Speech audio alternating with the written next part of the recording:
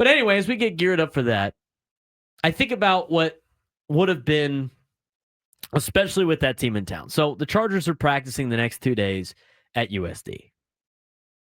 And Tom Krasovic had a column in it. He goes through the whole relocation thing. I'm not going to bore you with some topics that we've done multiple times. Sounds like sour grapes from Charger fans in San Diego, but, our former Charger fans.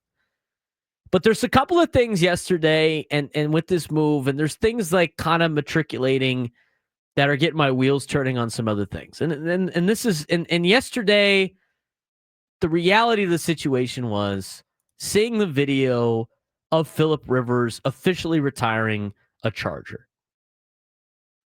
That kind of brought back some memories. There's a couple of things the last couple of weeks that have brought back memories. My brother just moved in to a new place with his buddies over in Serra Mesa. And in order to get to his house, I got to drive up that hill by the stadium. Everybody knows that hill. I remember walking up that hill because a lot of people, because of parking, would drive up that hill and park at the houses in Serra Mesa. The houses would be like $10, $20 to park. We'll watch your car, whatever. And then you'd walk down in the stadium. I have fun memories of doing that. I have memories of getting dropped off on that hill before Uber. When I went to a couple games as a high schooler. I remember walking up that hill after wins, thinking it was the easiest hill to walk up. I remember walking up that hill after Ray Lewis shot the gap on 4th and whatever and tackled Darren Sproles in the backfield for a loss against the Ravens at Qualcomm Stadium. That was a rough time walking up that hill. But I thought about that and their location of where they're at, proximity to the stadium area. My brother has a good time. Well, he'll go down to the park down there and do a lap around. A lap around the stadium's a mile, the current one. And I think of what could have been, right? I just think of the fond memories of being a Chargers fan in San Diego. And I think you can embrace that and still dislike the Chargers. We've had a lot of fond memories of that. And people had more fond memories than me. I mean, there was people that would tailgate all the time, and they would only see these people at tailgating, or they'd only see their family at these tailgates. It's been a tradition forever. And so I see Phillip Rivers in his video. I couldn't even watch the whole thing. I was going to get choked up a little bit. I kind of fast-forwarded through. But Phillip Rivers yesterday officially retiring as a San Diego Charger. I'm not going to mention L.A. He was barely up there. Team he led for 16 seasons. He built his legacy. Though he last played in 2020 with the Colts, Rivers had always intended to retire with the franchise where he became a star. And now that has finally happened. Rivers called the decision deeply personal, rooted in gratitude. Quote, "It's really, in the past handful of years, been my desire to retire as a Charger." And the Chargers did a good job with I don't like giving them credit, but they honored the moment by surprising Rivers at his house in Alabama with 4 of his longtime offensive linemen, Nick Hardwick, Chris Dielman, Marcus McNeil, and Jeremy Clary, where they got to create an emotional reunion that reflected their shared history. You see a bunch of highlights at Qualcomm Stadium. Chargers president John Spanos said the organization had long discussed the timing with Rivers and wanted the moment to feel right for him. Spanos praised Rivers for his competitiveness, his leadership, and loyalty, calling him one of the most important players in franchise history. Here's Rivers' accomplishments. 8-time Pro Bowler, holds 30-plus franchise records, started 224 consecutive games.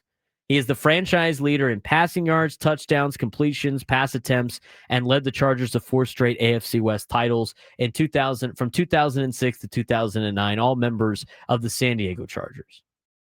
And now he's the head football coach at St. Michael's Catholic High School, not to be confused with St. Michael's Catholic School in Poway, which he used to send his kids to, or Catholic school, and it's a K through 8.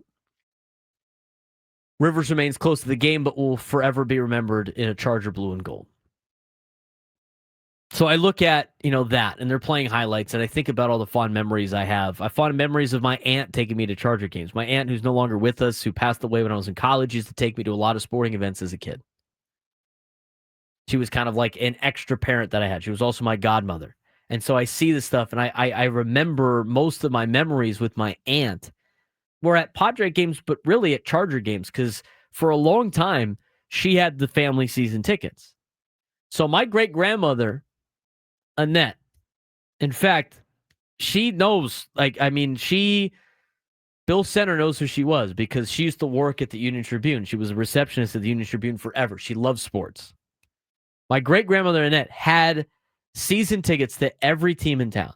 She had Padres season tickets, she had Charger season tickets, Goals, Clippers at the time, Rockets at the time, whatever San Diego sport it was. My great grandmother had those tickets. Eventually, she ended up selling them off and whatever. When she passed away, she still had the San Diego Charger tickets, and she gave them to our family. My aunt picked them up for a long time. And my aunt used to take me to all these games. We used to sit, it was Plaza level 30 something. I forget what it was exactly. But all I know, the vantage point is I was on the Charger sideline in the corner where the little scoreboard was. And I could look right down the goal line at Qualcomm Stadium. And the people around us were great. I mean, it was a family area. You didn't have to worry about crazy drunk people. You didn't have to worry about the other team fans infiltrating that area. It's the same people that had the season tickets, and that was the only time I'd ever see those people as a kid growing up.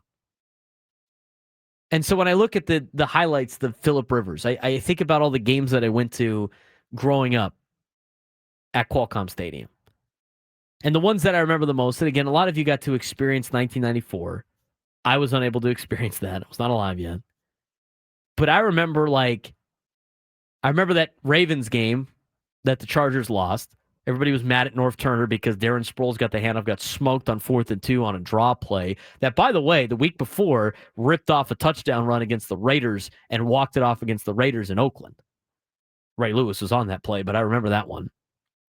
I remember the game that they played vividly against the Broncos on Sunday Night Football. I remember watching the first time they played in Denver, where Hockley screwed San Diego out of a win in Denver. And I remember them having to win 4 straight games at the end of the season.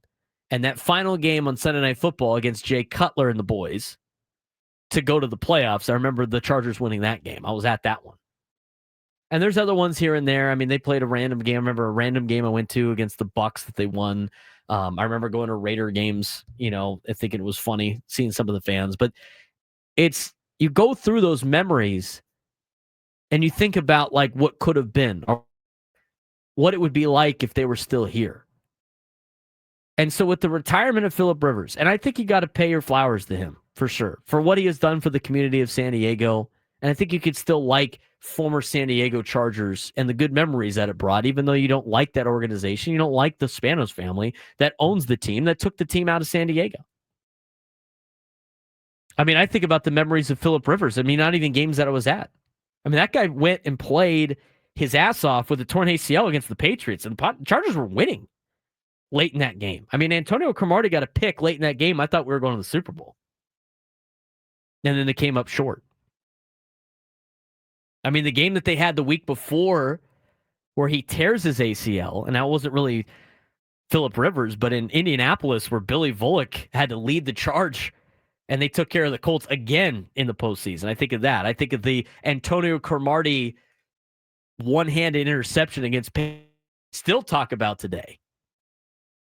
I still talk about it today. None of the kids on my team have any idea what I'm talking about. All they know about is Antonio Cromartie's oldest son that plays football at Modern Day because they play against him all the time. I think of Eric Weddle and the legacy that he has here in San Diego. He's now coaching at Rancho Bernardo. I mean, there's so many former Chargers that are now coaching. It's cool to see them in the community. They're all right here in San Diego. And so you think about some of these memories that spark up and the fun memories that you had, and now the memories, at least for me, that I can't necessarily share with my kids or my future kids. I don't have kids yet. About what San Diego professional football was here in town. And so I think that's what makes ex-Charger fans even more angry when you see the Chargers do all of this Bush League stuff, right? Like coming down to San Diego for a couple of days to do training camp. It's like they understand that most of the fans are still here in San Diego. They understand that. Otherwise, they wouldn't be coming down to USD to practice for 2 days. It's appealing to what the Charger fans in San Diego wanted uniform-wise from the get-go about the powder blue, doing that exactly when they moved to LA by giving us the bird. And then again, going back to those deals, going back to the navy blue that a lot of us that are millennials grew up watching, with LaDainian Tomlinson breaking the rushing touchdown record in those uniforms and getting picked up by that most of that offensive line that I mentioned moments ago that greeted Phillip Rivers in Alabama. And I think about some of the players. I mean, they understand the importance of San Diego. I mean, I was fortunate enough to talk to Jacob Hester at the Army-Navy game a couple of years ago. We remember Jacob Hester. He was a great fullback for the Chargers. He had a great career as a San Diego Charger. Most of his kids were born in San Diego. They love San Diego. And it's hard for him to be like, this is where dad played, because a lot of them didn't remember. It's not even there anymore with the stadium. Eric Weddle has made this place his home. He's coaching at Rancho Bernardo. Leggett Nane has made this place his home. He's coaching at Del Norte. And the thing to me that really stands out is one of the lone guys, and I don't know how many of these potential players are still out there and for the Chargers, because I don't pay attention as much. But Denzel Perryman said it in a press conference yesterday about San Diego. And now he's been one of the guys that has worn San Diego Charger stuff in LA for a long time. I don't know if he still does it, but for one point, it looked like, I don't think he ever wore LA Charger stuff. But he was asked about coming back to San Diego to practice, and he said, I don't know why we haven't done this sooner. I love San Diego, and this is where it all started. So for all these memories that we have as San Diegans about the Chargers, and for all this hatred that we have towards that team and towards that organization for betraying us, it's those memories and seeing Phillip Rivers that gives me that sense of always holding out hope that maybe they return, or maybe you get another chance at an NFL team. And that's why it's exciting to see a potential stadium get built in the South Bay. It's why it's interesting to me that the Chargers are trying to appeal to San Diego a little bit more. And it's interesting to see a couple of things that have been wheeling and dealing, because it gets your hopes up. But as we know, as people that believe in a baseball team, the San Diego Padres that have keep the faith, that's why I always will keep the faith. Despite all the negative people out there that might be like, it will never happen, or like money-wise, it will never happen, they're never going to sell, any of this stuff, you can still keep that hope. And I saw Chris Dealman yesterday on that video. He's wearing a Padres hat. I mean, these players know. They'd much rather be in San Diego than anything else. So that all kind of stemmed from Phillip Rivers. I appreciate Phillip Rivers for everything that he had given the city of San Diego. You saw it when they honored him a handful of years ago at the Salute to Champions dinner when he was in tears. And so it was great to see Phillip Rivers get the accolades he deserves and get the retirement he deserves. And hopefully, I don't know if they announced if they're retiring his number, but you can't tell the story about the San Diego Chargers without talking about Phillip Rivers.